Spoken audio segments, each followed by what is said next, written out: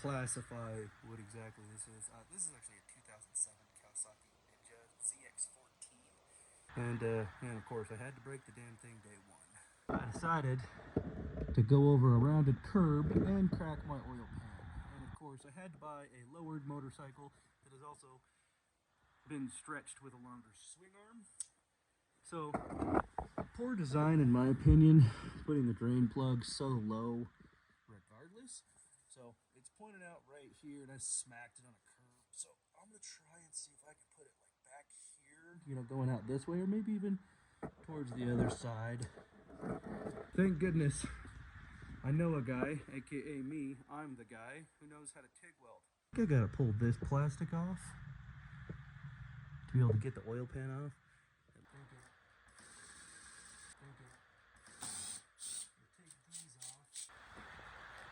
Mess with that in just a sec.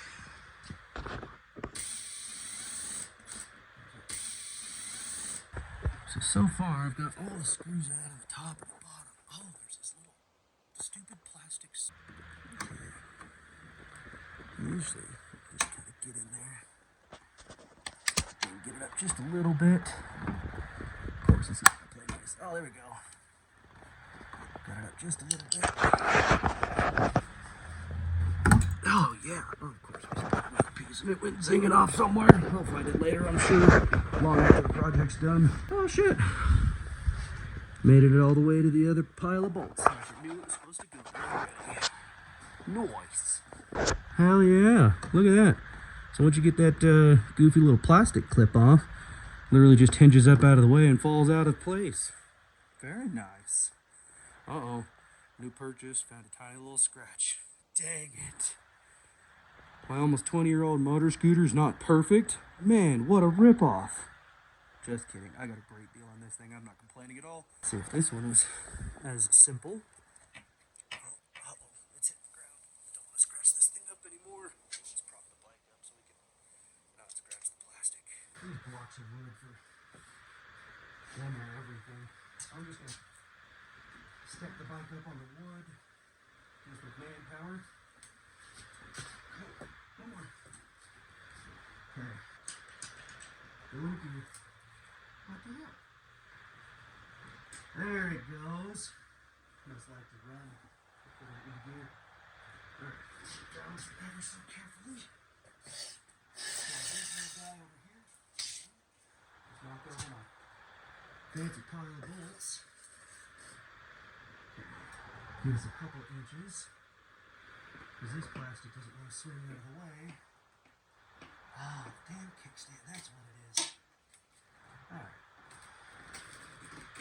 Come on. Set it up. There we go. Set that down nice. Fix that back down. Nice. Now we got almost a proper ride height motorcycle that we can work on now. Alright, now that we got all the plastics off, let's see how we can get this oil pan off. Looks like it's these like 8mm bolts. Kind of looks like I can get away with just taking off basically like an oil pan like it would be a car. Rather than a lot of motorcycles, they just have like a split case and then have to disassemble the whole damn motor to fix one stupid, simple little mistake. But this one, I might have lucked out. It gets a little complicated on this side. We got a thingy right here, whatever that is. Got like an oil pressure or an oil level sensor, oil filter, all in one housing. Got this fancy foam guy right here. Okay. Well. Let's start taking stuff apart and see what holds us up. Ooh, yeah. Look at that. Let's go back over to the other side. Oh, yeah. I get to take the exhaust off. And it looks like it's been smacked once before. Hell, that could have been me. Never know. Yeah, we're gonna have to take the exhaust off because the bolts are way too damn tight up against that. And I'll never get the oil pan off. That, and I have no idea what's on the inside of that. I don't know if it's got springs or gears or shafts or whatnot, you know, holding out of the bottom of the oil pan. I don't know how critical that oil pan Well, like I said, we're gonna take stuff apart and see what happens. Let's start with his exhaust. That's, I think, the most obvious thing.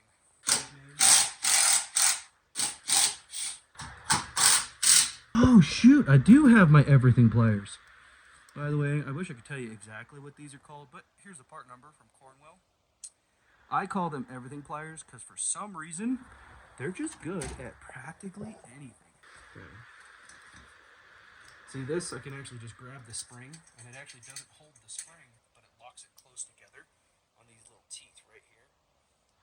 So the spring sits inside the groove, and I can just hold it, and I have no worries. It's gonna slip out. No springing and springing, no missing eyeballs, nothing. Come on, slide. Come on. Oh yeah. Got a little shimmy. Let me struggle with this. I'll get back with you. Alright, just so all of you know, as I'm struggling, come to find out there's none of those damn springs on the other side. I guess I should have figured that out in the first place, right? But like I said, I did say I would have no idea what the hell I'm doing. Now it'll slide off nice. Oh, it's moving a little, but not nice, that's for sure. Alright, let me struggle. Alright, got the exhaust off as you see. Mostly just some light wiggling and tugging. Now we gotta get that section off. And the same process, except now we've got 4 screws. And this one is not wiggling very nicely. Try these everything pliers on this spring hook. Oh yeah, look at that. Oh, you can see that flat spot in there really good. Yeah, definitely made it a little bit harder, but at least we know it'll orient in the exact same place it was before, so that's pretty cool. Don't have to worry about getting it in the wrong orientation. Well, who knows? I'll probably find a way to screw that up too. Thankfully, there was still oil dripping out of it by the time I realized, and that was because the back tire actually picked up a bunch of it, of the oil, and it just it started doing a burnout basically with like no throttle, and I thought I had a flat tire because it's kind of how it was acting. It was just slipping and sliding everywhere. But no, it's just my idiocracies and breaking the drain plug and puking oil all over the back tire. Life is so much harder when you're stupid. Filter. The guy I bought this from, I wish everyone in the world would care for cars, motorcycles, anything that needs maintenance. You need to take notes from this guy, because he really did do an incredible job taking care of this bike. So once again, I'm cheating by using power tools. One-handed, but of course. Little brackets like this, I like to mark. Or, we've all got cell phones and camera phones and stuff. You just take a picture of it, the way it was before you take it apart, and you know exactly how it goes back together. And we've got all of this side of the oil pan off. Basically, all I'm going to do, take all the bolts out that I took out, and use the big one for all these ones. And hold everything all at the same time. Ooh, then take our other fancy pile of bolts, screws, plastic things. Cool. Now we're organized. We can find out what we need to do next and actually fix the damn thing. Alright, take a look at this. So it's got this super cool little like foam thing. Kind of acts as a like a vibration damper. Holds a location of this what I'm assuming is the carb drain or something similar to that. Keeps it kind of up out of the way inside the plastic without actually resting on the plastic, and it even goes up to the coolant hose right here. So that's kind of cool. Most of the bikes I own are pretty old because I'm too broke to buy new things. And yeah, I found that kind of amusing. I've never seen that one before. I'm sure there's going to be some of you that want to make fun of me for being naive at the young, ripe age of 35. But that's okay. We all got to learn something new all the time, right? I'm no different. Well, hell, actually, I probably am a little bit different. I got to learn something new every couple of minutes. Otherwise, I'm sure I'll forget to breathe. because I'm kind of dumb. Okay, so cool thing is this little either oil level light or oil pressure sensor. It's got this little Phillips screw on it. Just gonna take that off. Look at the right tool for the wrong job. All right. Looks like I've got all the rest of the bolts on the oil pan. And yes, I am using my phone as a mirror at the same time you guys are seeing this. I will tell you, high quality screw Gs are a must. Because I went, God, years just buying cheapy screw Gs. You know, you can see all these on the edge. These are the ones that I just cut up and modify nowadays. But it's so much nicer when you get the nice sharp edges. They tend to grip a lot better. You don't have the issues with rounding off screws and bolt heads and stuff. Nope. It started peeling it away, not stripping it out, but started peeling away. So we're gonna use the hex nut instead. Just put the socket right on there. Come on. Yes. Nice. Okay. Now we got that off. We'll just kind of tuck that wire up out of the way over there so I don't have to deal with it slapping me in the face. Okay, let me get the last bolt off right here. Okay. Now, I think I have all the bolts out. So, let's go to the other side of the bike. Yeah. So what I'm going to do now is I'm going to take this baffling plate or splash plate and then take that off so I have better access to the inside. Because with TIG welding, many of you know, it has to be very, very, very clean. And being an oil pan kind of removes all of the clean out of it. So you have more work to begin with before the project even really begins. All just so you can clean. Okay. Let me just put that plate there. I'm sure I'll remember that it doesn't go on the outside, right? We all say that. Sheesh. Look at the damage right there. That looks like a little piece of like RTV or something. See? That's that little piece that was in there at the bottom. Yeah. That's a lot of damage. Look at that. I smacked that sucker way harder than I anticipated. But it looks like the threaded boss right here could actually just be reused and relocated. And so essentially from the inside, it'll look like it's coming from right here rather than straight out the bottom. So yeah, since I can't afford to buy a new one, now we just modify it. So, because I'm cheap, you always see that, you know, when it's the work brake clean versus your own brake clean and stuff. So I'm going to do a little bit of both. Do enough to actually clean it. But I'm down to only 6 cans in inventory at home, so gotta use sparingly. Probably go through at least 2 cans just right here today. Of course, you gotta use these in well-ventilated areas so you don't get too high. Which is why my garage door is closed, because, you know, what's the sense in working without a little bit of fun? I focus mostly on this bottom part for cleanliness, but we still have to clean the whole GD thing. Ah, shit. Right in the eyeball. Gotta clean the whole damn thing so as we're moving and manipulating the part, my hands don't get oily, because then that'll just transfer everything. Man, you know what I gotta do? I gotta get a solvent tank for the house. That would be cool. That would require spending money, and we can't have that. Okay. We've got the inside pretty clean enough.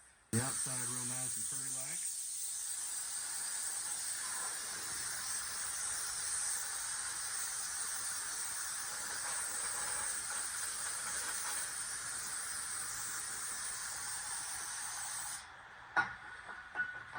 So yeah, check that out.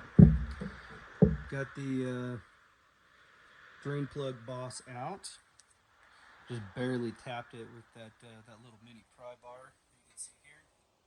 A little hammer. Because of course, you know, I've got the right hammer for the job, but that one's already out of the toolbox, so might as well only have to put away one tool. But yeah, this loose metal right here, probably just gonna have to break that stuff off down there at the very bottom. Probably gonna have to break all that off, because we can't have surface cracks in an oil pan, because they'll just turn into leaks later on down the road. So I'm sure the correct way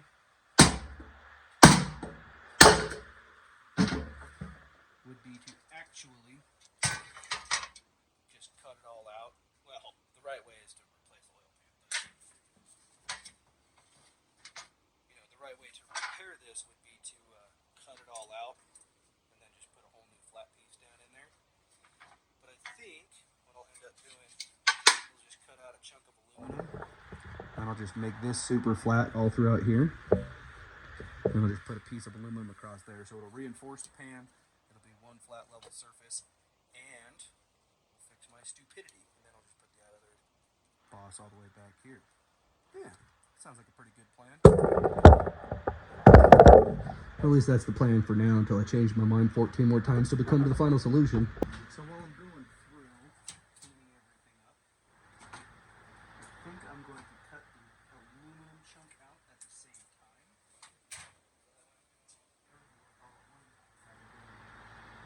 Phases of cleaning and then not cleaning. And of course, I've got half my stuff packed up already, which includes my scrap pieces of metal. So the only readily available piece is this diamond plate. And of course, it'll be wasted diamond plate because nobody's going to see the design.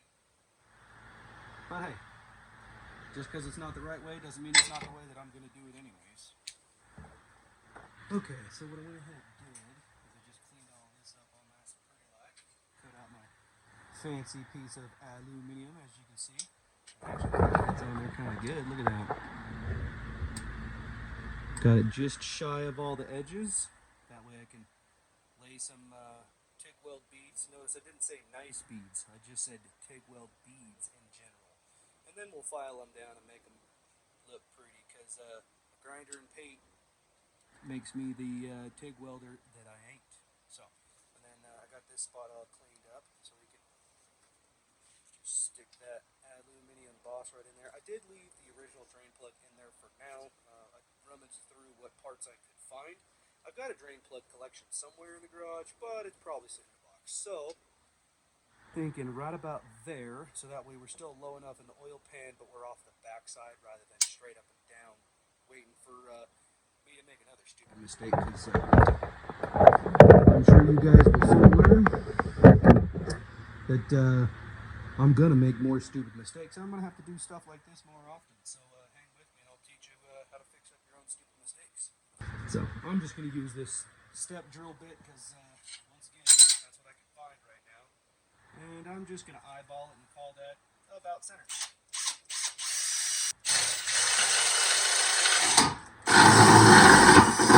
Screw it, going all the way through. Oh man, holy smokes. Gotta get in there close on this one. Look at that. Getting real close to being pretty perfect. Well, for a repair at least. Yes. Son of a diddly. Alright, just so you can see how it is now, just touch the little boss of the drain plug just a little bit. Look at that. It sets in there real nice and pretty. Got a tiny little gap that we can TIG weld and fill. Come on, just stay in there. Just for a minute. I'll take it back out in a sec. So yeah, got a good good crack all the way around. Now this is cast aluminum, and I'm not a good TIG welder in the first place, so this could be a pretty fun adventure. All right, took a while to find my propane torch because I couldn't remember where I packed it. But basically, what I'm going to do is I'm just going to heat it up so it will burn off the oils. So that's on the surface of the material, as well as it will preheat the material a little bit so I can actually TIG weld it. Anyways, I'm just going to heat it up, burn off the excess oils. Like I said, I did use brake clean to clean the surface area off of the oils and stuff. And brake clean is flammable. And as much fun as it would be, I've already made enough dumb mistakes on this whole ordeal. So what I used is just an air blower, and I made the brake clean evaporate more quickly, so I could then use the propane towards. So I'm just gonna preheat the part a decent amount. I want it hot to the touch, but not too hot to burn me. I'm going to focus all of the heat on just the area that I'm welding, because the rest of the material is going to absorb or radiate the heat away from it anyways. Okay. Now it's warm enough, I can barely touch it. Whew. Really should be wearing gloves, but nobody accused me of being that smart. If they did, we wouldn't be here right now in the first place. Okay. So now that I'm not wearing gloves and it's too hot to touch, I'm going to try to shift it over like an idiot. Okay, yeah, that's a bit warm. And I'm going to continue to touch it. Okay. So, that looks pretty good. Relatively center, but like I said, ain't nobody going to see it except me when I change the oil. Hopefully not until it's due mileage-wise, and not for another stupid mistake similar to this one. Okay, so you can see the welds, they are not perfect, they are not great. This is the one that I had to remelt. Looks like I might have to remelt it again. But, yeah, I'm gonna go through, remelt all of this, try to push some of that junk out, and then we'll just hit it with a flapper disc and a grinder and call it fixed. Well, you know what that is, of course, as long as it doesn't leak. Alright, so this is what it looks like now. I kind of went ahead and did my remelt, blended all the edges in nice. So, the welds aren't pretty, but they'll hold. So, now we got to go on to the drain plug, the most important part, now that I cut a bigger hole in the oil pan than it ever had when I cracked it on the... Alright, so I have this drain plug terribly tacked in place. I did an autogenous weld with the cast pan and the cast pan drain plug boss, and it's probably surprisingly stuck, but you and I both know that those welds are garbage. They're not going to hold nothing. So let's push the rest of the junk out around the boss and the pan, and start filling it full of filler rods. So that way it'll actually hold. And when I go to do my oil change, it's not just going to twist off the boss instead of loosen the drain plug. I will eventually, the next oil change, I will definitely replace this, but I was able to fix some of the flats, so a wrench will actually go onto it. So we're going to run with it for now, and then show you what it looks like when it's done. Alright, resuming right where we left off. Since the kids are asleep and it ain't midnight, it's time to get to work. Here's where we left the other night. Got the patch on and the drain plug boss relocated and fixed. Review on the inside. I did not fix anything with the penetration on the drain plug boss because I'm really not super concerned with it, with how thick the weld is on this side. So I'm just going to send her. But first of all, we got to polish this up with the Harbor Freight grinder over yonder. And check to see if it's flat. It's not wobbling around. Thankfully, my workbench is actually relatively flat. So, looks like we didn't warp the part, and it's actually as close to legitimately fixed as I'm capable of doing. So, and I'm calling it good enough for who it's for. Okay, get a couple of test hits, clear out the straw. And then I am too lazy to tape anything off, so I'm just going to avoid things like the oil filter housing. Okay, don't need much of the self-etching primer, so I'm going to let that flash off for just half a sec, and then we'll hit it with the black. now that that's had enough time to flash off, same thing, we're going to clear out the straw with the black. What the hell? That ain't black. It's got a black lid on it.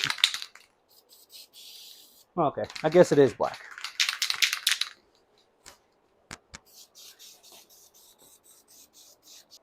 And the last thing to do is wait.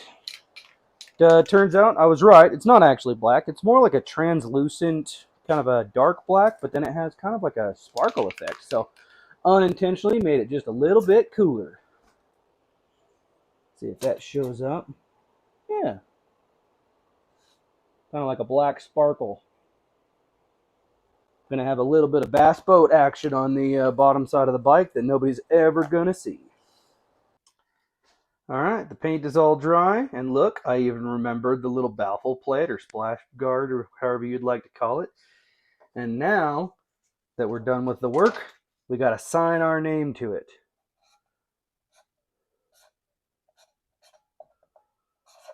That's me, the happy fucker. Okay, let's get it sealed back up on the bike so I can rip this to work tomorrow. It's not even midnight yet, and I'm almost done. All right, one last final clean. Then we got a nice little bead of RTV around the edge. And then we get to stick it back on the good old motor scooter that my kids have lovingly dubbed Bluey. Like, you couldn't guess what my kids' favorite show is right now, could you? So all it's left to do is put the oil pan back on and do everything in reverse of what we did before. And we should be good to go, having some fun instead of having to work in the garage. Check it out. Got all the bolts on and tight. Couple of Ugga-Duggas from the good old Milwaukee over there on the level 1 setting, so I don't over torque it, but got all the bolts in. Even got the brackets in the right place. And if you squint real hard and tilt your head to the left, you can't even tell that I broke it and had to fix it. Not too shabby. I figured you guys might want to see me struggle putting the exhaust back on since it was so much fun taking off in the first place. So, here we go. Attempt number 1. Gotta line up every single one of these individual exhausts into the collector. Come on. Do the thing. Oh.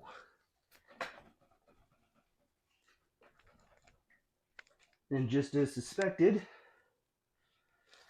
it oriented right back where it's supposed to go. Now we just gotta get it the rest of the way on. Let me struggle. Alright, struggle with that section is over, so that's good. Now it's time to do on the little springama things. Gotta get the handy dandy everything pliers as I showed you guys the other day. Where the hell did I... Oh, there it is. Tool's always running away from me. Okay. Nice and simple. I'm telling you. You can find you a pair of these pliers. Get them. They're awesome. I think I paid 20 bucks for them. And I would have paid double if I knew how good they were at stuff like this. Fantastic. All right. On to the last bit of exhaust, the shiny bit that everyone likes to see. Give it the good old push and wiggle action. Once I get it lined up right. Now hang on a minute. What in the hell is going on here? It's acting like it's... Oh, it's pushed over weird. Come on. Come on.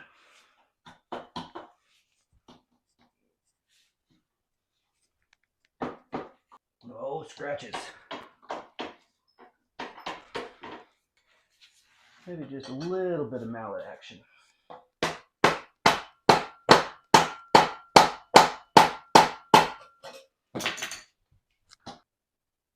Oh, it's because I'm dumb. I'm trying to put the exhaust on the outside of the frame. I'm pretty sure it bolts to the inside. Let's try that out. Let me struggle. And just like that, the exhaust is all the way on and installed. And I only had to struggle a lot a bit to get it on the right way.